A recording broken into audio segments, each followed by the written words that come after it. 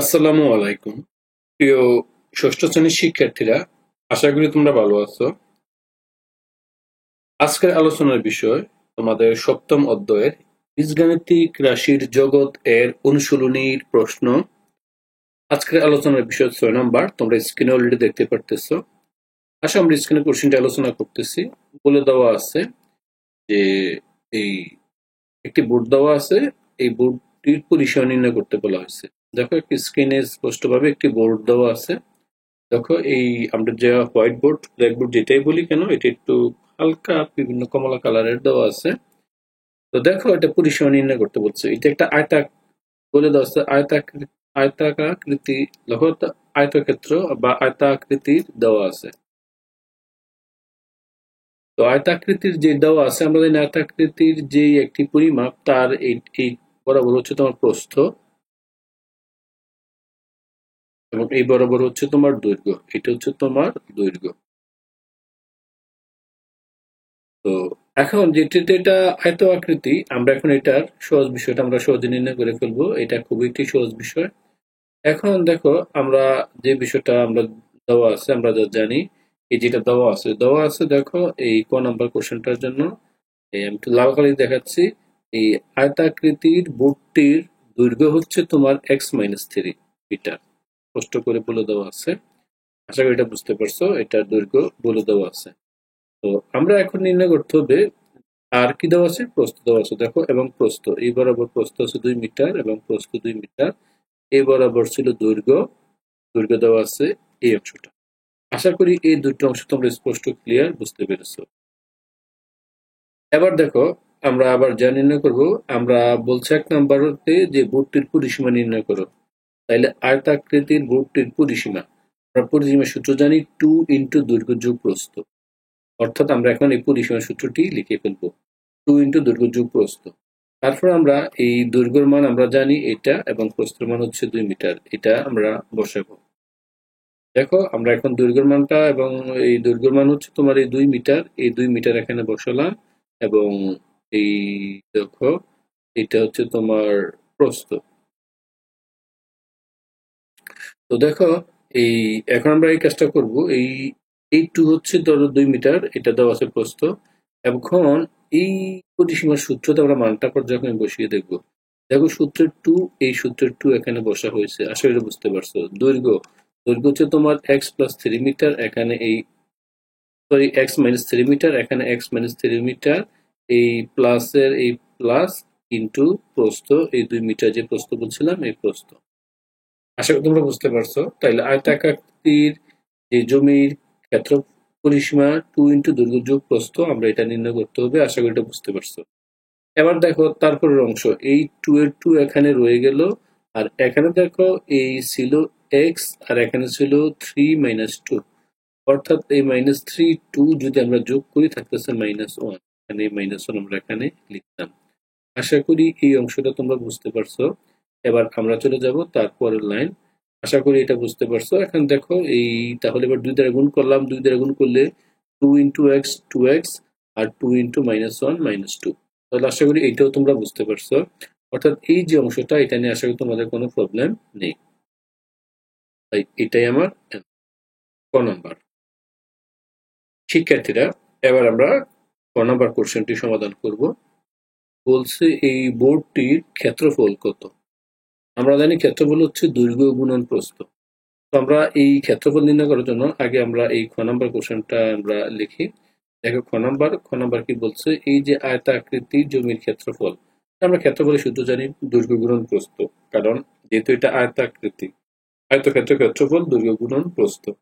এবার আমরা দৈর্ঘ্য গুণন প্রস্থ, এই দৈর্ঘ্যের মানটা, এই দেখো দৈর্ঘ্যের মানটা হচ্ছে x-3 আমরা এর আগে দেখিয়েছি। দেখো একেবারে উপরে এখানে এই x-3 দেওয়া আছে দৈর্ঘ্য, এবং 2 মিটার হচ্ছে প্রস্থ। তাই আমরা এখানে এই মানটা এখানে বসাবো, দৈর্ঘ্যের মানটা বসালাম এবং প্রস্থের মানটা বসালাম। তাহলে এবার দেখো যদি গুণ করি, তাহলে আলটিমেট মানটা কি হচ্ছে, দেখো এই 2 দ্বারা গুণ করলাম, এই 2 দ্বারা এটাকে গুণ করলে এটা 2x, আর প্লাস মাইনাস -3 × 6। আশা এটা বুঝতে পারছো। জাস্ট গুণ করছি, এই গুণ তো দুইটার সাথেই গুণ। তো গুণ করলে মানটা হয়।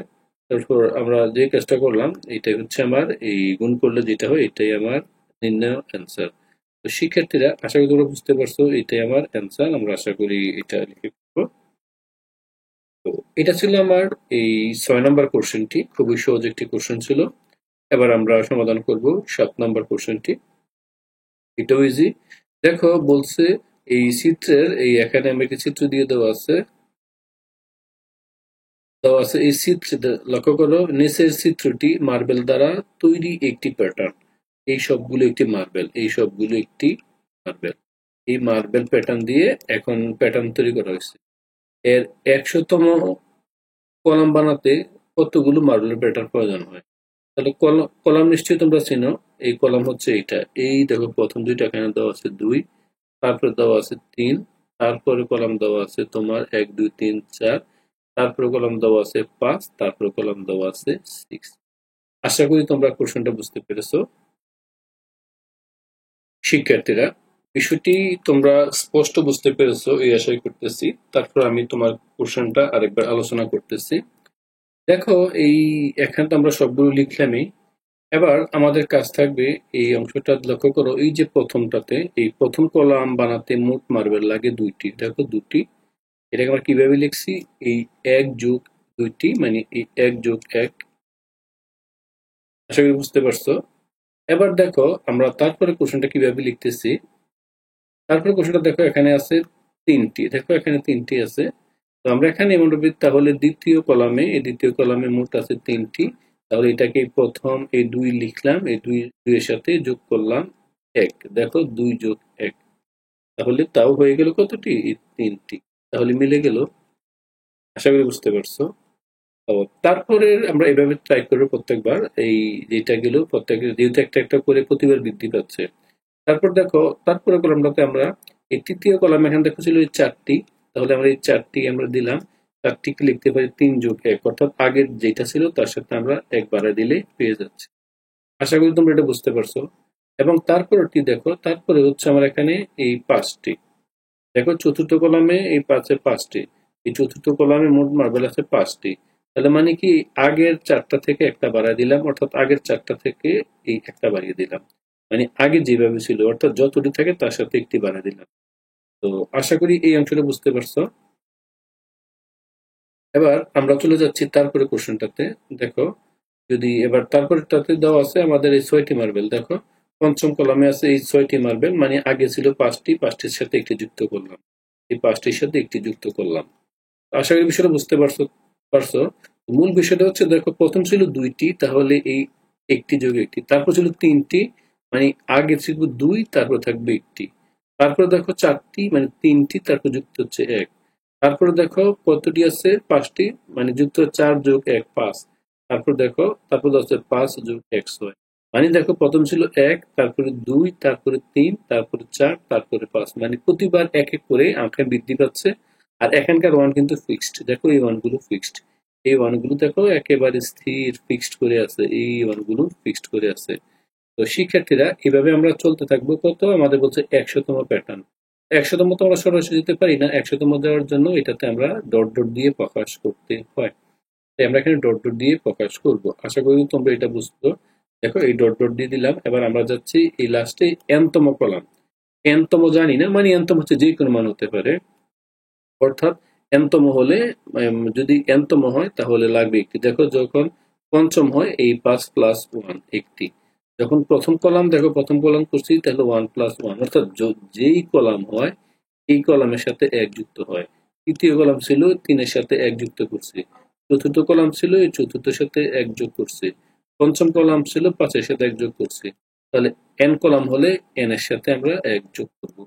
শিক্ষার্থীরা আশা করি এই কথাটা বুঝতে পারছো। মানে যেই কলাম তার সাথে আমরা প্রতিবার 1 করে যুক্ত করব। তাহলে n তম কলামে কি হবে দেখো। তাহলে 100তম কলামে, অর্থাৎ যেই কলাম হয় তার সাথে এই এর সাথে 1 যোগ করতে হয়।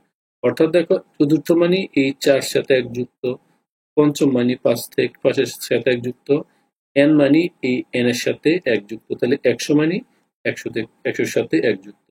তাহলে আমরা বলতে পারি কততমটি কাঠি থাকবে, এটা যোগ করে ফেলবো। 100-র সাথে 1 যোগ করলে কত হবে বলতো? এই 101টি। এটাই আমার অ্যান্সার। শিক্ষার্থীরা অর্থাৎ লাস্ট যেটাতে আছে এটা আমার 101টি লাগবে। এটা নিয়ে আশা করি তোমাদের প্রবলেম নেই, তোমরা খুব সহজে বুঝতে পেরেছো। আশা করি তোমরা সবাই ভালো থাকবে, আর এই চ্যানেলটাকে অবশ্যই সাবস্ক্রাইব করবে। সবাই এ পর্যন্ত ভালো থাকো, আল্লাহ হাফেজ।